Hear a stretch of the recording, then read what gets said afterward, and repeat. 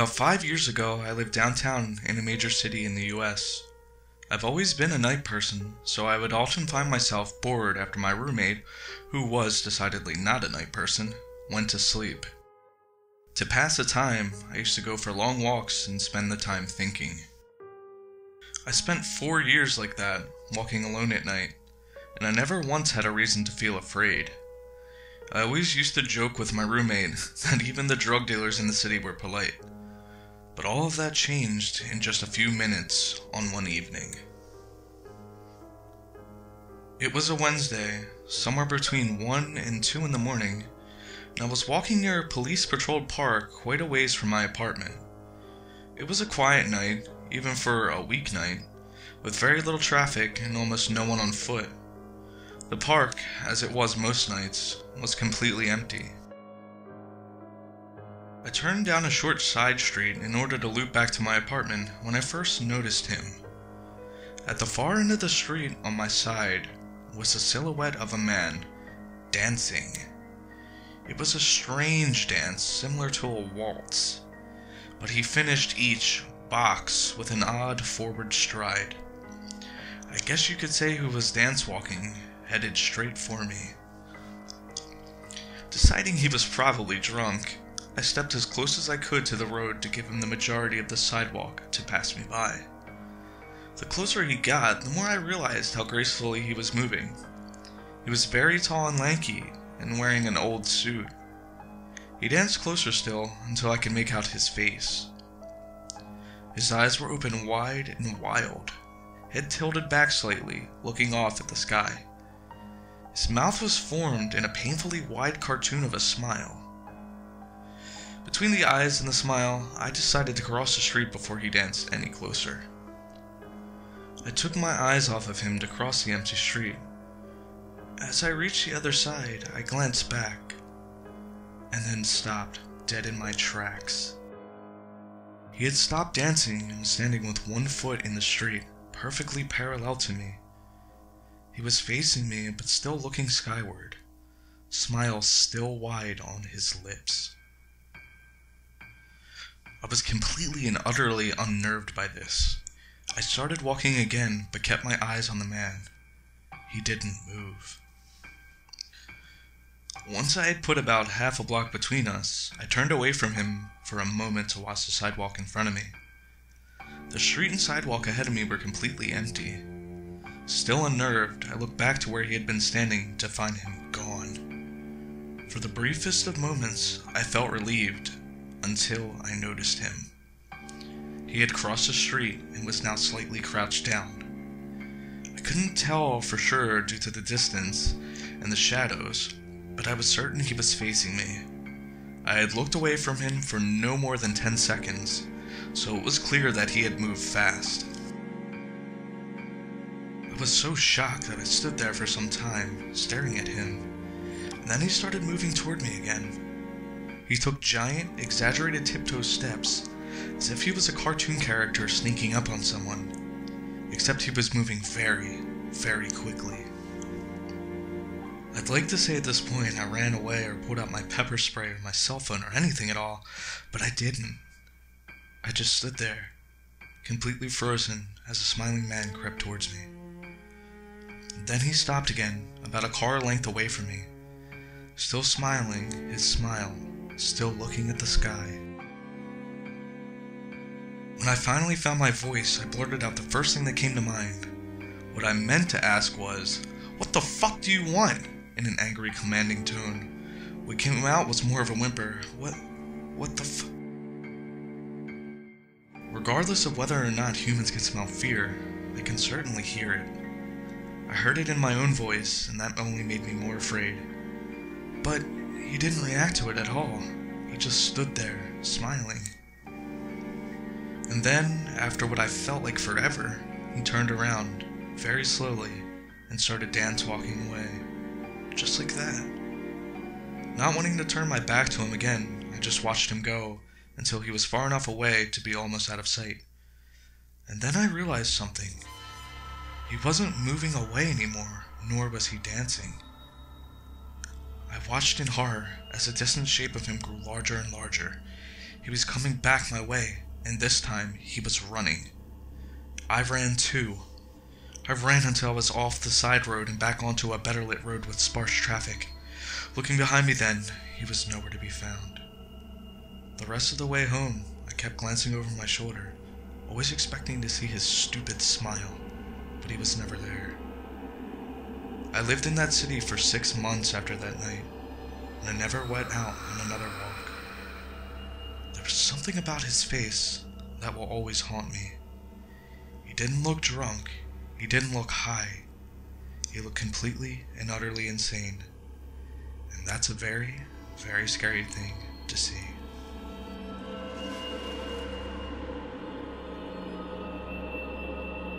It was my first time staying home alone while my whole family was out at my brother's ball game. I think I was around 13.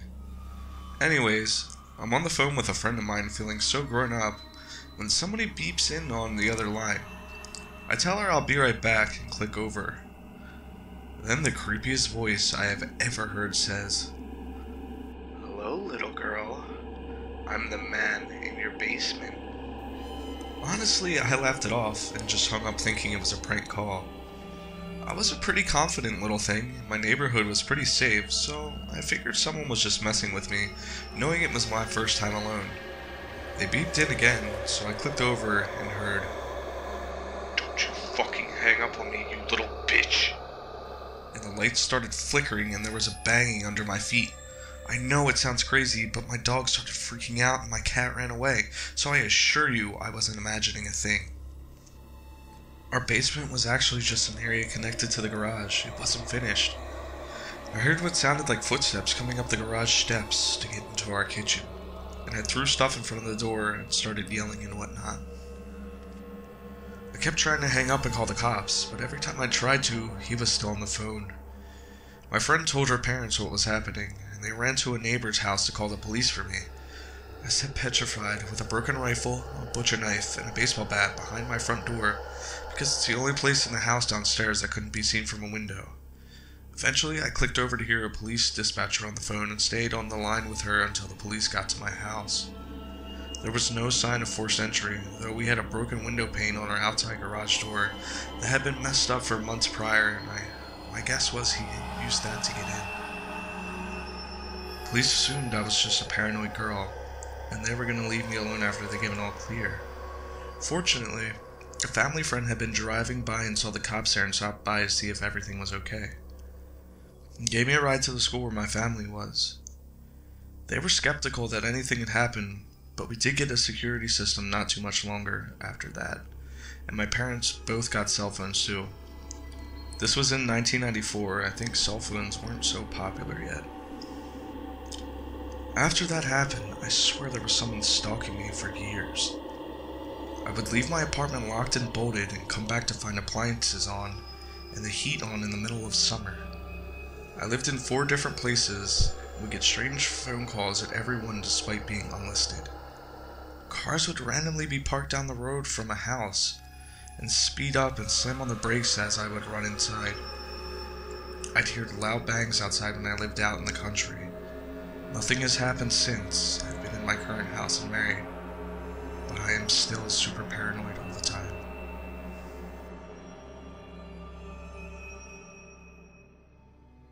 When I was in high school, my friends and I had a peculiar pastime. Like any teenage delinquent, we liked to cause trouble. We weren't vandals, we didn't deal drugs, and we certainly didn't bully kids in school, no. We liked to scare the living shit out of new parents by hacking their baby monitors. We were insufferable little punks who thought we were too good to get caught, and that our little acts of mischief would go unpunished. One night, however, I learned my lesson and realized that I wasn't quite as bulletproof as my tremendous adolescent ego made me out to be. Dimitri, Kurt, and I went to the same school, shared many of the same classes, and hung out almost every evening after chow time. We watched prank shows, played video games, and talked about who had the nicest rack in school. One evening, we were trading scary stories at the park. Kurt shared the classic story about the single mother who had heard a haunting voice on her baby monitor. Like most horror stories, it sounded like total bullshit, but Dimitri told us it had happened to his mom once. On her own monitor, she'd heard a neighbor singing to her baby. Apparently, it was possible to accidentally tap into someone else's frequency. In an instant, a light bulb turned on in each of our own heads. When you're close enough to someone, you don't need words to know exactly what that person is thinking, and we could all tell what we were thinking at the exact same time. We were going to buy a baby monitor and screw with people. Pardon the pun, but hacking a baby monitor is child's play.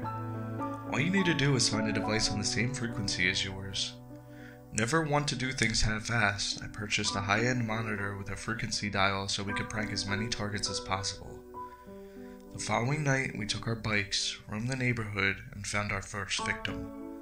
We could see the nursery from the suburban home's second floor window. Dimitri grabbed the baby monitor and began turning it to different frequencies until we heard breathing. I remember feeling excited as our plan finally came to fruition. Dimitri pressed the button and began exhaling heavily into the receiver. Your little girl was delicious, he murmured, using a demonic voice. The light in the master bedroom turned on almost immediately, and we heard a shrill scream. Laughing our asses off, we quickly rode off down the street so we wouldn't get caught. We repeated the prank several times over the course of the following weeks, each taking turns talking through the monitor. Not wanting anyone to get wise to our little game, we chose different houses every time. People's reactions were priceless. Some mothers would reply in a panic, others seemed to know it was a hoax and told us to shut the hell up. And one poor woman even started sobbing uncontrollably, begging us not to hurt her baby. I feel bad about the last one now that I'm older, but it was hilarious to me back then. My friends and I mimicked her high-pitched bawling and desperate cries for mercy for weeks afterwards. Yeah, we were royal dicks. Karma's a bitch, and I got what was coming to me one night. Kurt and Dimitri were busy studying for their midterms, so I went out on my own. By then, we'd gotten pretty much everyone in the surrounding area, so I decided to venture off across the town into unfamiliar territory. Finding a target wasn't difficult. You just had to look for cars with baby seats, houses with overly colorful cartoon-themed curtains, or toys left in the yard. I came across a house that fit all three criteria, and parked my bike out of view. Playing with the tuner, I eventually found the right frequency. I could hear the sound of a baby snoring very lately. A devious little smirk pushed its way onto my lips, and my heart began pounding with excitement. It was my time to shine. I am watching, I whispered into the monitor, using the creepiest voice I could muster. The house remained dark and lifeless. I figured the homeowners hadn't heard me. I stand over your bed, watching, waiting. I will get you, I said louder this time. Nothing. Just the sounds of crickets chirping and the occasional dull roar of a car driving down the street. It was a little odd. Parents usually reacted much quicker than that. I began feeling a little nervous and somewhat exposed. You know, like when you suddenly realize some creeper's gawking at you? It was getting late and I had a long bike ride home. Just as I was about to get up and leave, I heard a strange, moist gurgling sound coming from the monitor. The quiet, rhythmic snores ceased, and I assumed the baby had woken up and was about to start crying. Instead, a man spoke to me. You're the one being watched now, Juan, he said softly. My stomach pirouetted at his words. How did he know my name? I felt sick. Something was very wrong, and I could feel it in my bones. I glanced up at the nursery window and saw a silhouette standing there watching me. Had he been there watching me the entire time? The air was thick and difficult to inhale, though perhaps fear was making it hard to breathe. My body quivered uncontrollably as a sense of dread poured over every inch of me. I climbed on my bike, pedaling desperately to get away. Part of me thought I was overreacting, but the overwhelming need to flee overpowered my rational mind. You can't run. I know where you live, Juan. Continued the man, even as I turned the corner. I flew down the street, not stopping until I reached a busy boulevard. Surrounded by cars and a few late-night joggers, I felt safe. Your hoodie will run red with your blood, boy, whispered the man, still talking through the baby monitor in my pocket. A passerby gave me a nasty look as I yelped loudly in fear, practically ripping my hoodie in my frantic attempt at removing it. To the stranger, I must have looked like some snotty kid tripping balls or something. He didn't know I was in genuine distress, so I don't blame him for walking off with an insulted huff, though I wish he'd offered to help me instead. After stuffing the hoodie into my backpack, I noticed my name scrawled on the back. It was my fucking school jacket. No wonder why that bastard knew my name. It then occurred to me that baby monitors were fairly short range, so I was obviously being followed. I nervously glanced around to try and identify my stalker. Was it the empty-looking van down the street? That guy walking his dog? The car that had just driven by? Either way, the last thing I wanted was to hear that voice again, so I turned off the device and started pedaling towards home. Fear had heightened my senses, and I began to notice every motion of the trees in the breeze, every crackle of twigs under my wheels, and every car that zipped past me. I flinched whenever anyone came near, paranoid that whoever had spoken to me through that baby monitor was going to catch up. Fortunately, I made it home without incident. I parked my bike in the garage and crawled up the stairs to my bedroom. In one careless motion, I tossed my backpack and the baby monitor in the corner of my room and dove under my sheets like an Olympic swimmer. It doesn't matter how old you are. Nothing feels safer than being under your blanket. I closed my eyes, hoping I'd be able to calm down enough to catch a few hours of rest before class. But then I heard static coming from the monitor across my room. The monitor that was supposed to be off. Sweet dreams, Juan, said the voice that still haunts my nightmares. Needless to say, I didn't sleep a wink that night. I was too frightened to get out of bed until sunrise. When I got up, my first order of business was to remove the battery from the monitor and throw it in the trash. I didn't want anything to do with it anymore. I came up with an excuse to get my buddies so they wouldn't think I was a huge pussy. With massive bags under my eyes, I got dressed, had breakfast, and went to school. It wasn't until a few days later I saw the house on the news.